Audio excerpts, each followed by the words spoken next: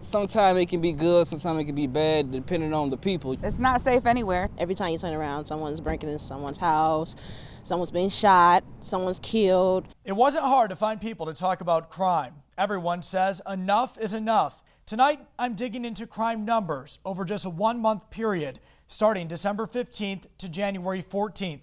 Numbers that may really surprise you. And downtown, as we crunch the numbers from Western Avenue all the way down to LaSalle, really the biggest problem here are car break-ins. In fact, over that time period that we're examining, 8 cars were broken into. Within walking distance, a few reports of assaults and home break-ins as well.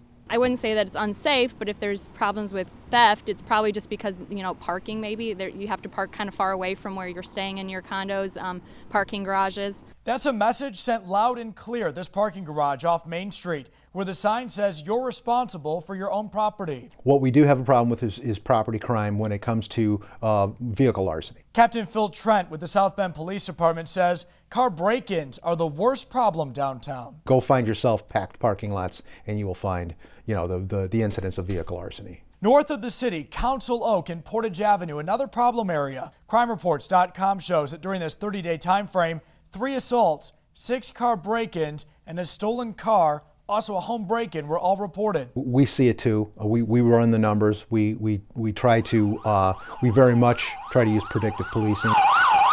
But Trent says it's not that easy. While trends develop to predict crime is nearly impossible. Take Riley High School on the south side of town and the neighborhood around it. Many would say a pretty good neighborhood. It had 11 assaults, 6 home break-ins, and 3 additional home break-ins where a weapon was used. And we need a little more activity from somebody, police, somebody, to keep these kids, get everybody in line. And as we examine the numbers on Western Avenue from Chapin Street here to Mayflower Street, there were 9 reports of home break-ins and an assault that was reported almost every single day of the month. Take a look at this. The month of December, you can see the check marks yourself. There were 22 reported assaults during the time frame that we looked at. But it's not just assaults that were happening here, but also to here on Lincoln Way West, where from Main Street to Bendix, 25 assaults were reported. 13 home break-ins and 4 additional home break-ins where a weapon was used.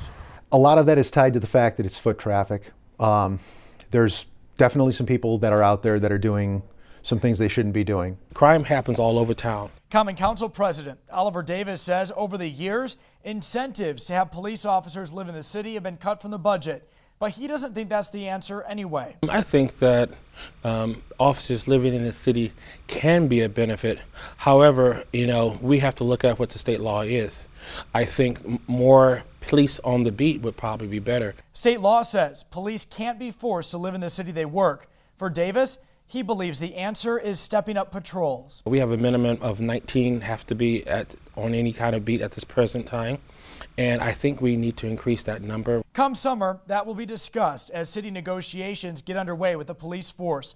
But the question tonight, would a larger police presence actually help? I think more police in the city would be better, knowing that you're safer, if you have a cop near in the neighborhood. I think it's a thumbs up, whatever you want to do, but it really depends on the people though. It's not about the police. The police, they're just a aid and assist. It's hard to say it would hurt. I'd be contradicting myself if I said if more officers lived in the city, it'd be a bad thing. It would be a good thing.